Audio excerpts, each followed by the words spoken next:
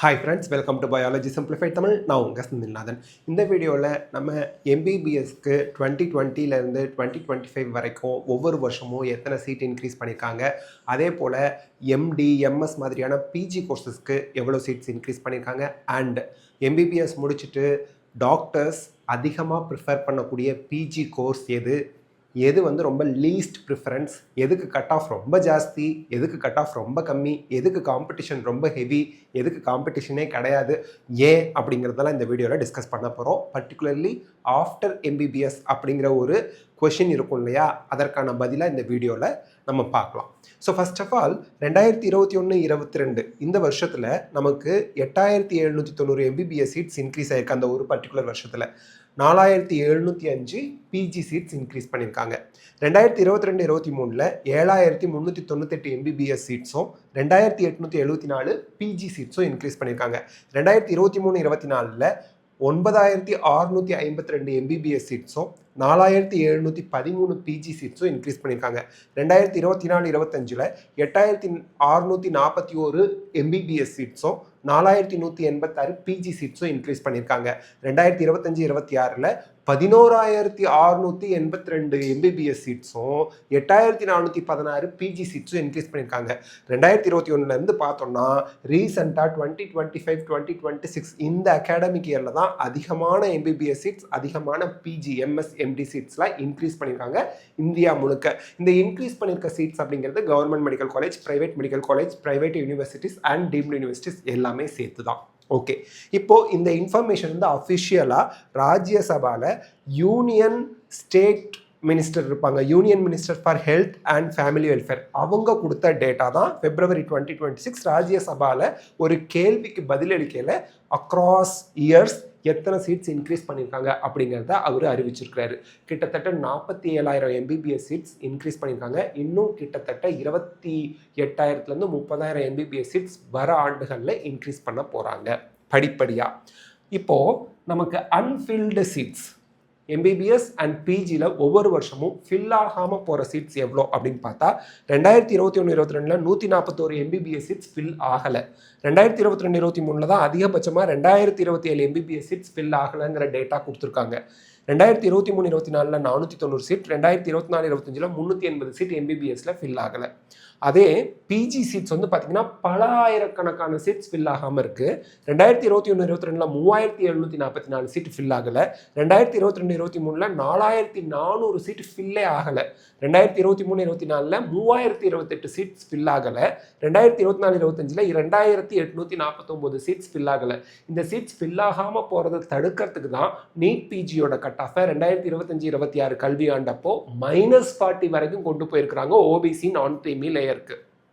So இந்த இன்ஃபர்மேஷனும் health and family welfare minister ராஜ்யசபாவில் February 2026 கொடுத்த டீட்டெயில் தான் இது. எல்லாமே ராஜ்யசபாவில் அஃபிஷியலாக கொடுத்த டேட்டாவை தான் நம்ம உங்கள் முன்னாடி இப்போ ஷேர் பண்ணிகிட்ருக்கோம். ஓகே, இப்போ நெக்ஸ்ட்டு ஏன் பிஜி சீட்ஸில் இவ்வளோ வேக்கன்சி வருது அப்படிங்கிறதுக்கான ரீசனை நம்ம பார்ப்போம்.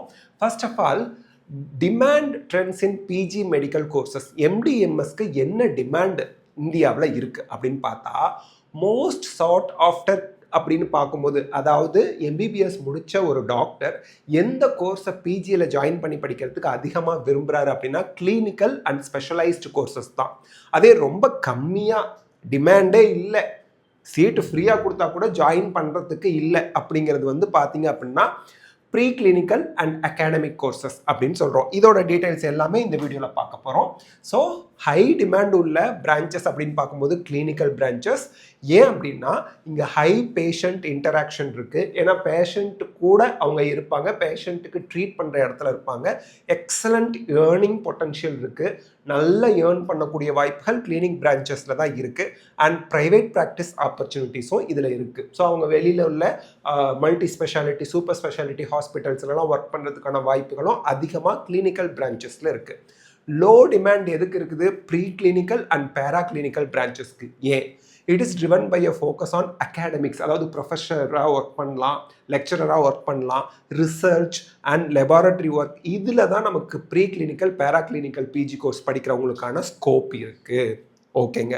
ஸோ கிளினிக்கல் பிரான்ச்சஸில் தான் அதிகமான இன்கம் பாசிபிலிட்டி இருக்குங்கிறது ஒரு மெயின் ரீசனாக இதில் பார்க்கப்படுது. நெக்ஸ்ட் வந்து பார்த்தோம் அப்படின்னா இந்த டாப் சாய்ஸஸ் அப்படின்னு பார்க்கும்போது பிஜிலேயே அதிகமான கட் ஆஃப் உள்ள கோர்ஸ் இப்போ ரீசெண்ட் இயர்ஸில் எது? இப்போது எம்பிபிஎஸ் முடித்த டாக்டர்ஸ் இம்பார்ட்டன்ஸ் கொடுக்கறது லைஃப் ஸ்டைல்ஸ் அண்ட் ஏஸ்தட்டிக்ஸ், இந்த ரெண்டுக்கும் இம்பார்ட்டன்ஸ் கொடுக்குறாங்க. அதாவது ஒர்க் லைஃப் பேலன்ஸ் இருக்கணும் அப்படின்னு நினைக்கிறாங்க. இப்போ வந்து பார்த்திங்கன்னா எம்டி ரேடியோ டயக்னோசிஸ், ரேடியாலஜின்னு சொல்லுவோம், அதுக்கு அதிகமான demand. The consistent number 1 choice for MBBS completed doctors PG போகிறதுக்கு அவங்களோட ஃபர்ஸ்ட் சாய்ஸாக எம்டி ரேடியோ டயக்னோசிஸ் தான் இருக்குது, ரேடியாலஜி. இது வந்து எக்ஸலண்ட் ஒர்க் லைஃப் பேலன்ஸ் கொடுக்குது. ஏன்னா இது வந்து அர்ஜென்ட் ஒர்க் இருக்காது, அவங்களே அப்பாயின்மெண்ட் ஃபிக்ஸ் பண்ணி அவங்க ஒர்க் பண்ணிக்கலாம். அந்த போல் zero emergency night duties. So எமர்ஜென்சிலாம் இங்கே வரவே வராது, ஸ்கேனிங் ஒர்க் அதுதான் அப்படிங்கிறதுனால. ஸோ நைட் டியூட்டிஸ்லாம் கிடையாது. And relies on diagnostics. So டயக்னாஸ்டிக்ஸ்னு என்ன, டிசீஸை கண்டுபிடிக்கக்கூடிய டிசீஸ் என்ன டிசீஸ் இருக்குது அப்படிங்கிறத கண்டுபிடிக்கிறதுக்கு இது ஹெல்ப் பண்ணுறதுனால கண்டிப்பாக என்னதுதாங்க, இது ஹை டிமாண்ட் உள்ள ஒரு கோர்ஸாக பார்க்கப்படுது. ரெண்டாவது எம்டி டெர்மட்டாலஜி. இப்போ வந்து பார்த்திங்கன்னா எக்ஸ்ட்ரீம்லி காம்படிட்டிவாக மாறிக்கிட்டு வருது. இந்த கோர்ஸ் கிடைக்கிறது ரொம்ப டிஃபிகல்ட்டாக இருக்குது. ஏன் அப்படின்னா driven by the becoming cosmetic industry. Cosmetic industry வந்து இப்போ ரொம்ப ஃபேமஸ் ஆகிட்டு வருது. எல்லாருமே காஸ்மெட்டிக்ஸ் பயன்படுத்த ஆரம்பிச்சிட்டாங்க. மினிமல் எமர்ஜென்சிஸ், இங்கே எமர்ஜென்சிலாம் எதுவும் கிடையாது. And massive private practice potential.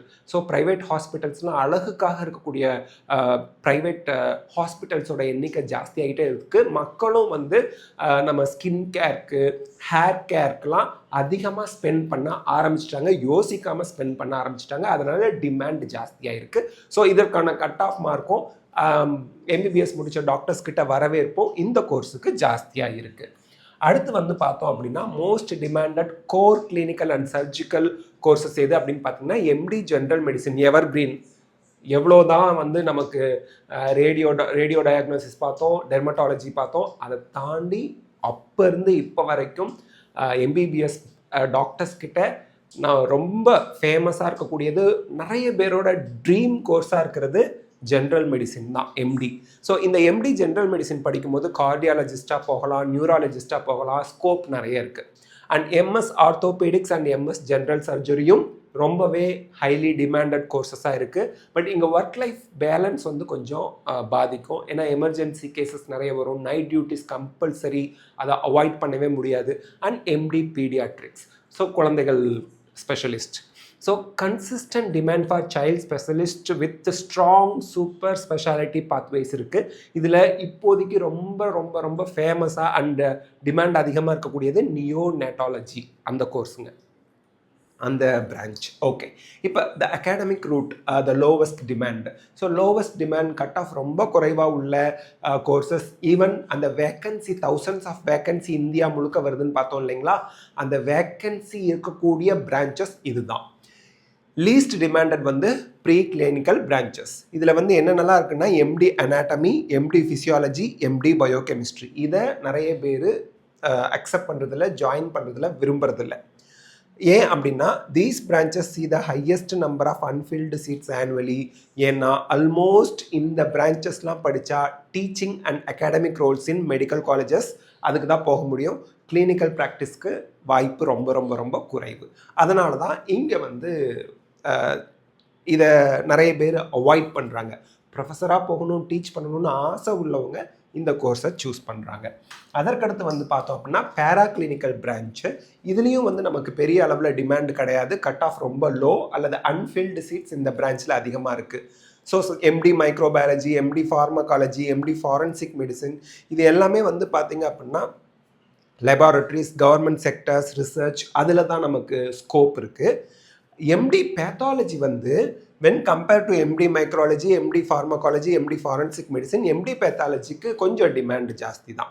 Slightly higher demand due to the potential of opening private diagnostic labs. So diagnostic labs இதை அவங்க ஓப்பன் பண்ணி ஆப்ரேட் பண்ணலாம். So when compare to these courses microbiology, pharmacology, forensic medicine, இங்கே வந்து பார்த்தீங்கன்னா income கொஞ்சம் ஜாஸ்தியாக ஏற்படுத்திக்கக்கூடிய வாய்ப்புகள் இருக்குது.